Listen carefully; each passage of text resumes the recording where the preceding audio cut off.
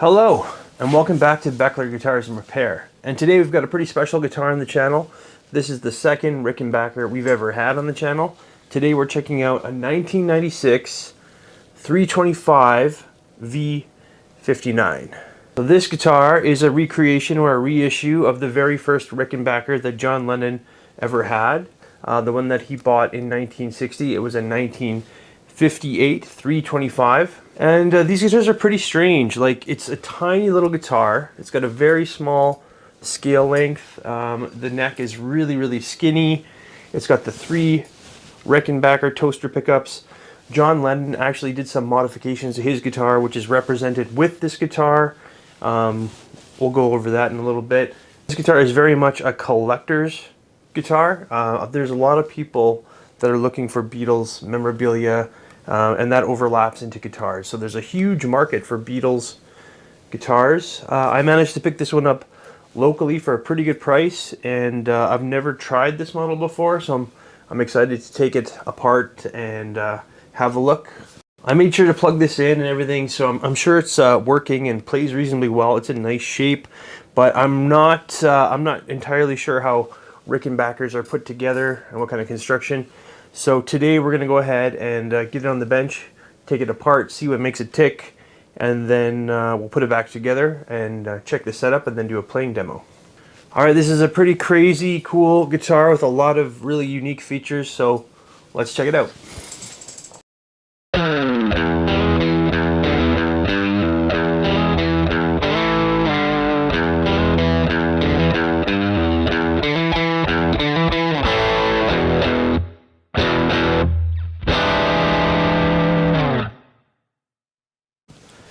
So yeah, I picked this one up locally, and I do believe the guy was a collector because he made some modifications to this guitar the same way that John Lennon did. I still have all the original parts, yeah, he did some kind of cool mods. The cases that Rickenbackers come in are quite nice. They have this nice silvery case with the Rickenbacker badge. And yeah, let's go ahead and open it up. The case is a little beat up, but everything functions. All the latches are good. There's just some scratches and wear on it. It's got a really short scale length. It's like 20.75 inches scale length. It's got 21 frets. It's got a 10-inch radius here, and the neck is like really skinny. So this is actually a semi-hollow guitar. It's got a semi-hollow maple body. It's got a set maple neck. Some of the Rickenbackers have through necks, not this model. It has a Babinga fretboard that is finished over, so you can see that gloss finish over top of the fingerboard. That's kind of a Rickenbacker staple. They like to do that.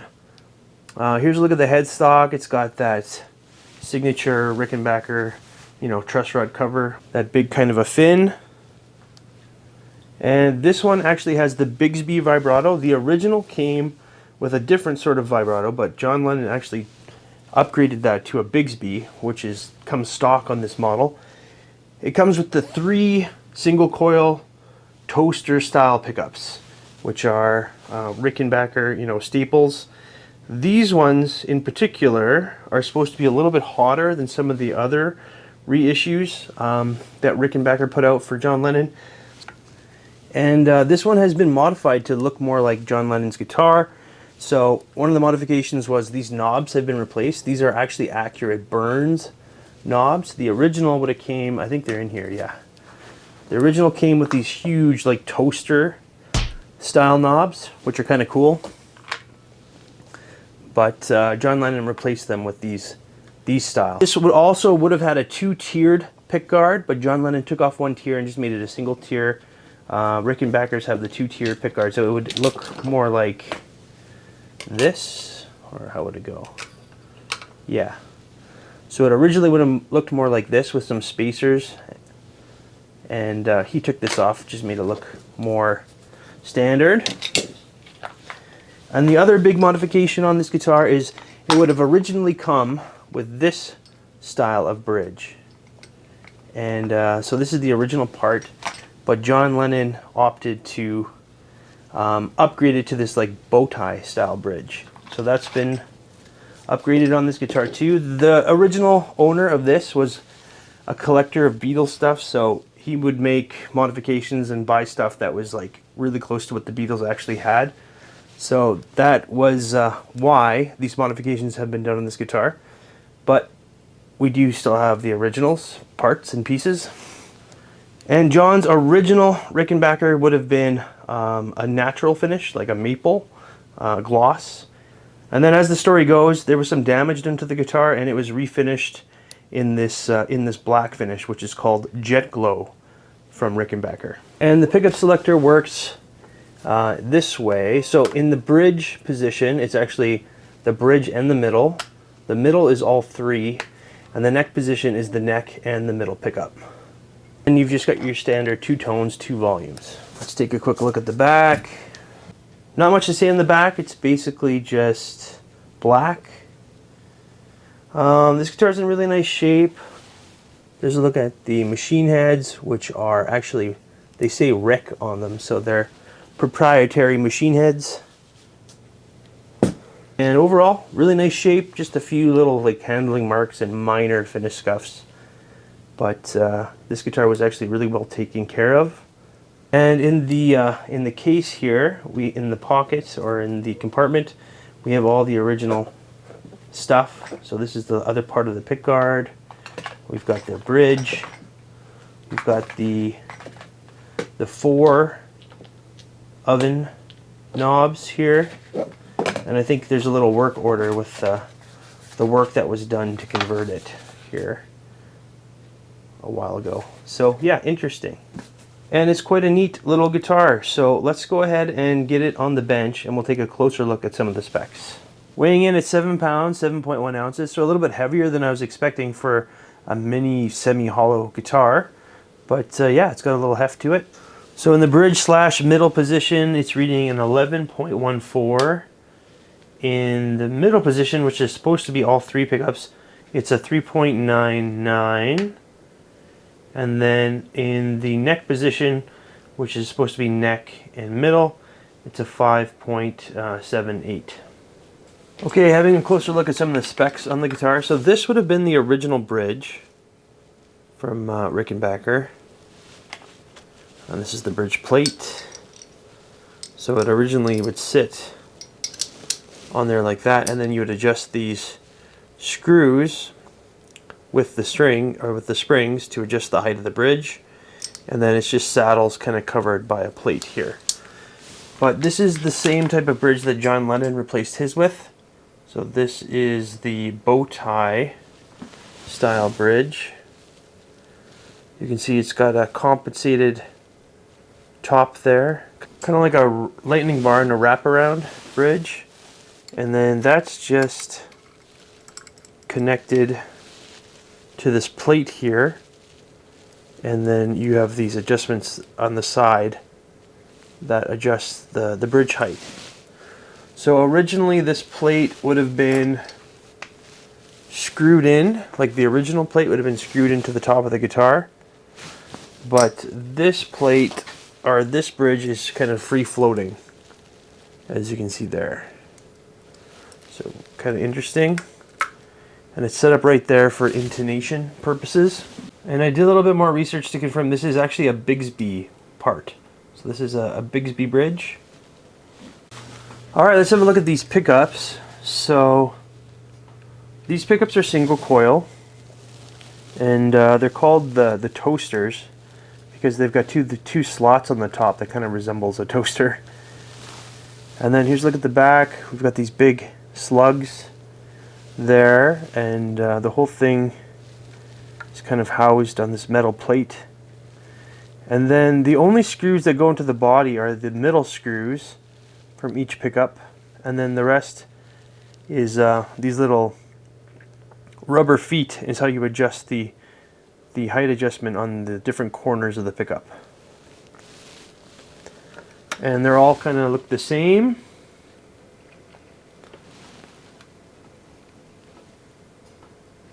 And this is a semi-hollow body, but the neck tenon actually is super long. So the neck tenon actually goes to the back pickup route. You can see the end of it there. So the neck tenon goes all the way till here, and then these are routed kind of into the neck tenon. So you can see under the middle pickup, it looks like it's a solid body, but you can see the edge of the neck tenon there. And then on the neck pickup, you can also see the neck tenon edge right there. So kind of an interesting way. And then we can confirm that it's a hollow body by taking off the pick guard. So all the controls are mounted to the pick guard. And then we've got this big semi-hollow cavity here. So all the way up to the horn here, it's semi-hollow. And then all this side is semi-hollow too, but you can't really access it because the long neck tenon is in the way. So that's kind of an interesting way how they do it. Here's a look at the pick guard. It's this big, thick, kind of plexi material with the gold on the bottom. And here's a look at our wiring. So we've got 2 tones, 2 volumes, and they've got a kind of interesting way of how this is wired. We've got a 3-way selector switch there, and then we've got our capacitors.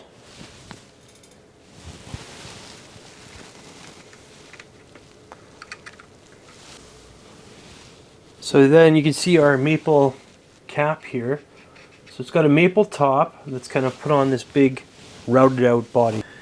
And here's a look at the Bigsby, which is mounted right in the middle of the guitar here, just like John Lennon's. And a better look at the Burns knobs here. And then our 3-way selector switch, which is like this oversized, very long selector switch with a plastic tip. And yeah, that's how long it is. And here's a look at the original toaster oven knobs. And yeah, it says Rogan Brothers, Skokie, Illinois. And it just has that set screw on the side there where you can lock it into place on the knob. Pretty interesting knob. And here's a look at the fingerboard, which is a Babinga, and it is lacquered over. The frets look like they're in nice shape. There's no sharpness on the sides. I'm going to polish them up a little bit, but there's no like big divots or anything else like that. Pretty minimal fret wear.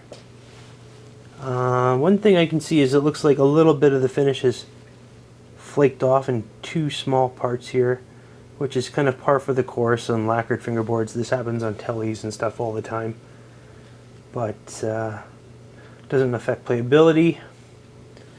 There is the headstock. So this is our big truss rod cover, shark fin type thing. It says Rickenbacker, made in USA. And then there's a look at our truss rod. So this is similar to like a Gibson style truss rod. It's a little bit skinnier, and apparently they're put in with a little bit more thread showing.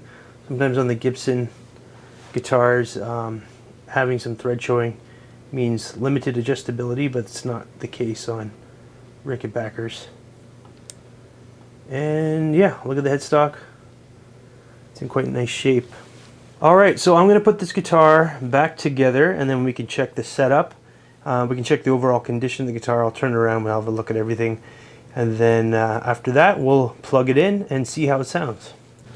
Alright, the guitar is all back together. Managed to get a nice setup on this guitar. It was actually set up really well, so didn't need much. But let's quickly go over the condition. So the guitar's in really clean shape. It's a black guitar. Every little micro scuff and fingerprint, that kind of a thing. If you look really carefully into the light, you can see some like finish scuffs, some picking marks, some handling marks in the finish if you really hold it up. And no scratches or dings though. Looks really good. Really nice and clean. Let's quick look at the back. The back here. Back's in nice shape. Again, just some of that finish scuffing. If you really hold in the light, a couple slight scratches. Not actually scratches, more like finish scuffs here.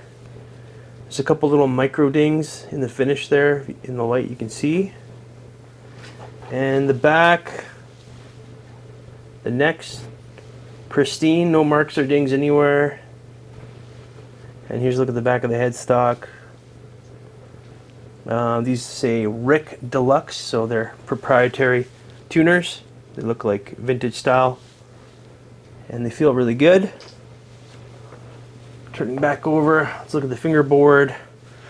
There's some lifting lacquer spot here, I just noticed, which is common for a lacquered fingerboard.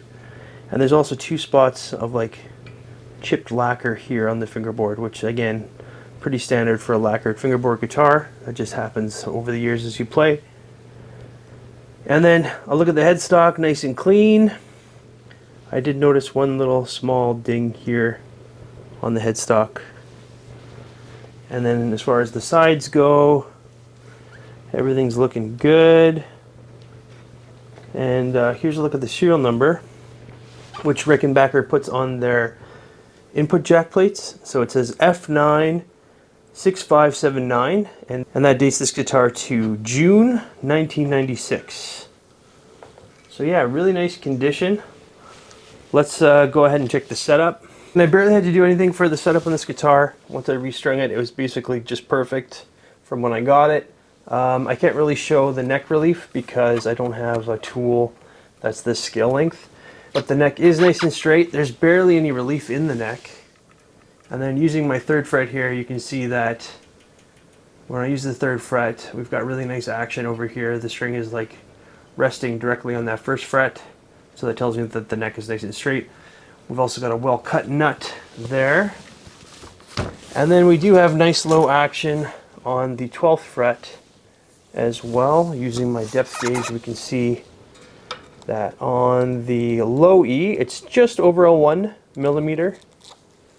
And on the high E, it's just about a 1 or slightly under a 1 millimeter. So nice low action. I'm just going to go through the fingerboard to make sure there's no buzzing or fretting out anywhere.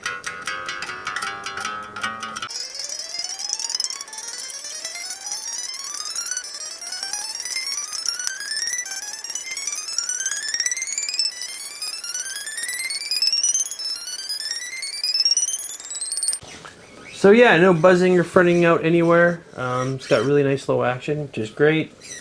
The neck feels very small, so very narrow neck, and the guitar feels really little. It kind of feels like a travel guitar, or maybe like a 3/4 style guitar. It's really little. It would probably feel great if you had really small hands. I find it a little challenging to play because I got really large hands and I got big fingers, so it's doable, but it's not the most comfortable guitar for me. And the guitar sounds nice acoustically.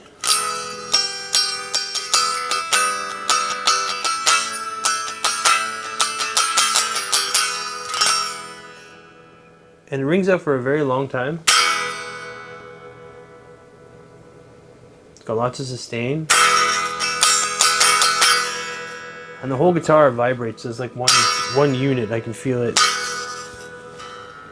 everywhere.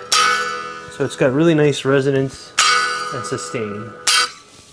The guitar is well weighted. It sits on a strap nicely with no neck dive, right where it needs to be. And it feels comfortable like in your lap. It really kind of sits there quite nicely. So I can see it being a good like couch guitar or even a travel guitar. Although this is a bit expensive for a travel guitar. Width at the nut here is a 1.64. It actually feels smaller than that. It's not actually that small, or 41.67 millimeters. And at the 12th fret, that goes up to a 1.9 inches or a 48.39 millimeters. Neck depth at the first fret is 0.879 inches or a 22.34 millimeters. And at the 12th fret, that is a 0.88 inches or a 22.37 millimeters. I think it might be in my head that this neck feels so small because it's measuring as like not too much different than a regular neck. It's a little bit more narrow, but I mean it's measuring as like fairly chunky too. I think just because the whole guitar is smaller, it makes you feel like the neck is smaller, but the measurements suggest otherwise. And here's a look at the neck profile. So it does start out quite rounded, but it does flatten out quite a bit by the 12th fret. Alright, I'm plugged into my Dr. Z prescription extra strength. I'm just going to go through each position clean, and then with a little bit of dirt. I'm going to be using a Flint Strymon for a little bit of reverb, and my Jim Jones GTO Germanium Overdrive for a little bit of distortion.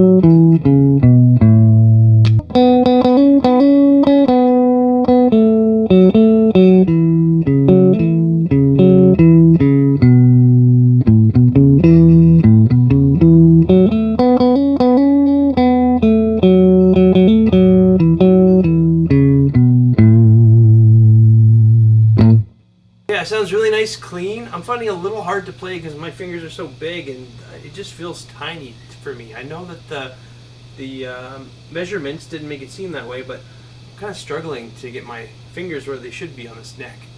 But okay, let's try it out with a little bit of dirt.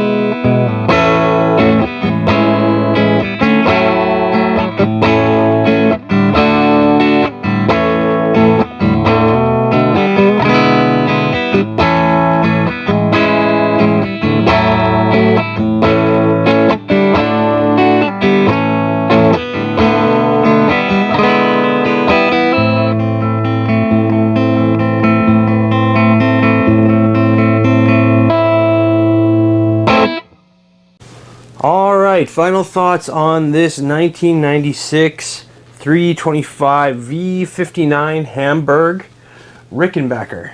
First of all, I gotta say, this is one of the coolest looking guitars I think I've ever seen. I just love the color scheme. The black and the gold looks awesome. The three pickups, the three toaster pickups looks really cool. I love the Bigsby on there. And when John was playing this on stage, it just looked so cool. And this guitar was all over the early Beatles. This was used for recordings, live performances. It was on the Ed Sullivan Show, multiple TV appearances. This is an iconic Beatles guitar. It's got an excellent weight. It's not too heavy. It's a little heavier than I thought it was going to be. It was 7 pounds, 7 ounces. But that's still a really good weight for your average guitar. I was just expecting this to be super light because of how small it is and that it's a semi-hollow. But it does have a little bit of heft to it. And that might be responsible for some of the sound. I was expecting this to be like super jangly. When you hear Rickenbacker, you think of like Telly, but even more jangly than a Telly. And this one was a little bit more mid-driven. It was kind of a pleasant surprise. I find those Rickenbacker tones can be a little bit too trebly for me at times. But this one was kind of a nice, had really nice mids. Having larger hands, I did find this guitar quite difficult to play. So this is a 21 fret. It's a really short scale length. You can see here, it looks kind of like a travel guitar. I had a lot of trouble getting my fingers like right in the middle of the frets because there's just not enough width as in other guitars. And I was really struggling. So I finding myself like sounding a little bit out of tune. I had to adjust the tuning a lot. And the intonation was a little bit tricky to set with this like floating bridge in the back. It just was not my favorite guitar to play, just probably due to the size of my hands. I would say if you had smaller hands, this would be very, very comfortable, but for me, it was a little bit of a struggle. And I did have some tuning stability issues with this. I had to tune this guitar a lot.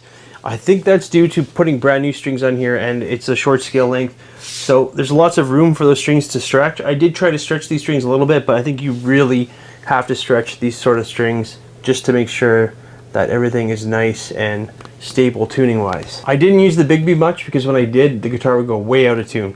So I think these strings need to stretch and then it's probably going to be in good shape. But I did have trouble with the tuning a bit. And yeah, I thought it sounded really nice. It was easy to play. There was no fret buzz at all. There's nice low action. The neck felt good.